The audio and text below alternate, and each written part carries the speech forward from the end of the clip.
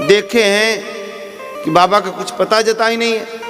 बाबा सुबह ही स्नान करने गए और लौट करके आए ही नहीं। यमुना जी किनारे गए तो क्या देख रहे हैं कि यमुना जी के तट पर नंद बाबा के जाने के पद चिन्ह तो हैं, लेकिन वापस आने का पद चिन्ह नहीं है। तो समझ गए कि ये वरुण की चालाकी है। अंतोगत्वा भगवान वरुण लोक में गए और वहां पर जा करके वरुण को जब अपना प्रभाव दिखाया है तो वरुण आकर के भगवान के चरणों में गिर पड़ा।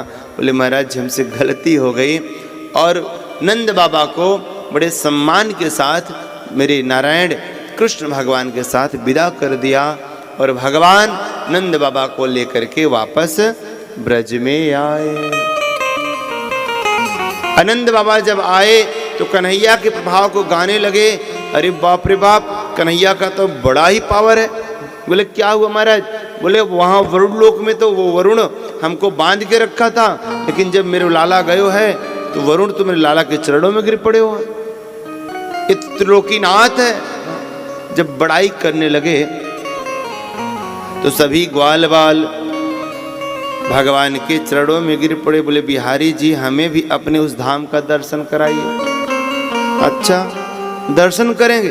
बोले हाँ हमारा दर्शन कराइए। तो ले जाते हैं सबको मेरे कृष्ण भगवान वहाँ ब्रह्म कुंड के पास में। जब आप लोग वृंदावन जाते हो ना तो एक पड़ता है मंदिर रंगनाथ मंदिर, और रंगनाथ के मंदिर में मंदिर के बगल ही ब्रह्म कुंड है। और ब्रह्म कुंड इसलिए बना था कि ब्रह्मा जी ने भगवान की परीक्षा लेने के लिए आधे ग्वाल आधे बछड़ों को चुरा करके ले गए थे,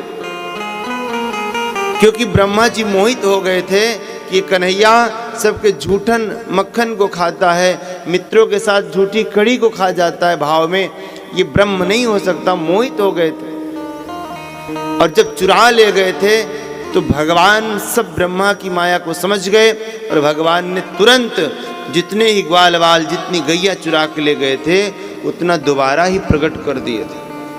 बहुत दिन के बाद जब ब्रह्मा जी आए तो देखे कि जिन गायों को चुरा के ले गए हैं वो सब भगवान के साथ में। ब्रह्मा जी को अपनी गलती का एहसास हुआ। ब्रह्मा जी बहुत रोए हैं, इतना रोए हैं कि उनके आंसुओं से ब्रह्म कुंड बन गया। भगवान ने बात भी नहीं करी।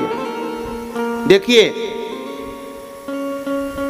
भगवान कहते हैं मेरे भक्तों को जो मुझसे अलग करता है मैं उससे बहुत असंतुष्ट रहता हूं, मुझसे बात नहीं करता। और जो मेरे भक्तों को किसी भी बहाने से मेरे पास ले आता है मैं उस पर जरूर कृपा करता हूं, जिसे इंद्र पे कृपा करी। इंद्र ने जब वर्षा करी तो उस वर्षा के प्रभाव से सारे ग्वाल बाल सारी गैयां भगवान के पास ही 7 दिन तक रहीं, अतः भगवान ने इंद्र पर कृपा करी। लेकिन ब्रह्मा जी के कारण भगवान की गैयां भगवान के ग्वाल बाल दूर रहे, सो भगवान ने ब्रह्मा जी से बात भी नहीं करी। अतः ब्रह्मा जी पश्चाताप की अग्नि में इतना जले हैं, इतना रोए हैं कि उनकी आंखों से इतना आंसू गिरा है कि वहां ब्रह्म कुंड का निर्माण हो गया। आज मेरे बिहारी जी सभी ग्वाल वालों के निवेदन पर उसी ब्रह्म कुंड के पास ले जाते हैं और कहते हैं चलो मैं तुम्हें अपने बैकुंठ का दर्शन कराऊं। और भगवान कहते हैं कि इस ब्रह्म कुंड में कूद जाओ और तुम्हें मेरे बैकुंठ का दर्शन हो जाएगा। भगवान का आदेश पाते ही एक के बाद एक सारे जो ग्वाल थे जो मेरे कन्हैया के मित्र थे उस ब्रह्म कुंड में कूद गए प्यारे, और सीधे बैकुंठ पहुंच गए। आज जब बैकुंठ पहुंचे तो भगवान की इतनी विशालकाय शोभा हो रही है। भगवान क्षीर सागर में शेष नाग की सैया विराजमान हैं। भगवान के हाथों में शंख चक्र गदा पद्म सुशोभित हो रहा है। जय विजय जैसे द्वारपाल खड़े हैं। दूर से ही दर्शन करो, अंदर नहीं जा सकते, भगवान तक नहीं पहुंच सकते। और तो और शेष महेश दिनेश रमेश अनेकानेक लोग स्तुति कर रहे हैं। कोई 2 मुख वाला है, कोई 4 मुख वाला है, किसी के 4 हाथ हैं, किसी के कई श्रीमुख हैं। ब्रह्मा जी शिव जी अनेकानेक देवता भगवान की स्तुति कर रहे हैं। सारे ब्रजवासी देख रहे हैं मेरे लाला ओ बैठा है, लेकिन जैसे मिलने का प्रयास करते हैं वैसे उनको वहीं रोक दिया जाता है कि हर कोई मेरे नारायण से नहीं मिल सकता, वहाँ तक जाने की सबकी परमिशन नहीं है। सभी ग्वाल वाले सोचते हैं कि इससे अच्छा तो मेरा बिहारी जी ब्रजमंडल में ही है, जो हम सब उसके साथ हर समय खेलते रहते हैं, धूल में आनंदित रहते हैं। प्यारे इस बैकुंठ से अच्छा तो मेरा वो ब्रजमंडल ही है।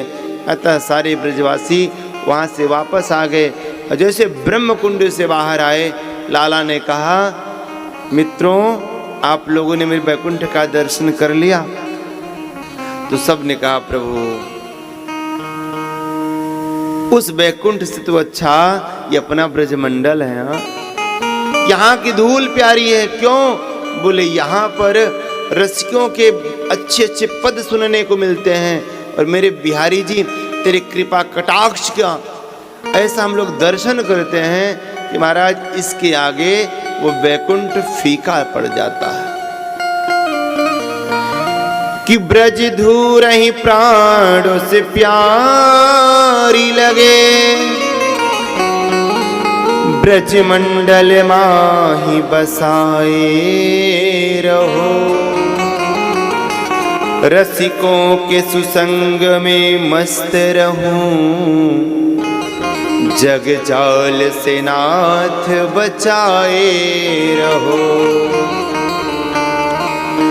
नित्य बाकी झांकी निहारा करूं, छवि छाक सुनाथ छकाए रहो। अहो बाके बिहारी यही बिनती, मेरे नैना से नैना लड़ाए रहो, मेरे नैना से नैना लड़ाए